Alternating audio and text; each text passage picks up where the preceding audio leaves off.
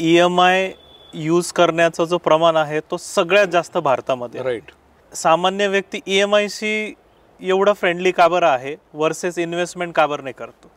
एखादी गोष्ट जी अर्जंट आहे तीच आपण करतो. आता उदाहरणार्थ EMI सगळ्यात जास्त जर कुठे असेल तर तो घराचा EMI असतो. जनमानसामध्ये खूप वेळा असं होतं की एखाद्या व्यक्तीचं लग्नच होत नाही जर त्याचं स्वतःचं घर नसतं. तर स्वतःचं घर असणं हा भारतीयांसाठी खूप मोठा इमोशनल इश्यू आहे. फायनान्शियली त्याची वाट लागली तरी चालेल, पण तो घर घेणार आणि हौसेसाठी तो गाडी पण घेणार. पण मग जी गोष्ट आपल्याला परवडत नाही त्याला जर लोन मिळालं तर आपण ती पटकन घेऊन टाकतो. Emotionally it is made easy to buy. लोकांना हे कळत नाही की मी जेव्हा लोन घेऊन घर घेतोय त्याच्याबरोबरच मी 20 वर्षासाठी कर्जबाजारी होतोय. की लोकांना ॲक्च्युली श्रीमंत व्हायचं नाहीये, त्यांना श्रीमंत दिसायचंय. सो श्रीमंत दिसण्यासाठी जे काही करायला लागेल ते करण्याचा प्रयत्न करतात. म्हणजे गाडी घेतात आणि घर घेतात. श्रीमंत दिसणं आणि श्रीमंत असणं याच्यामध्ये खूप मोठा फरक आहे. आणि जो खरंच मेंटली श्रीमंत आहे तो कधी EMIच्या नादी लागणार नाही.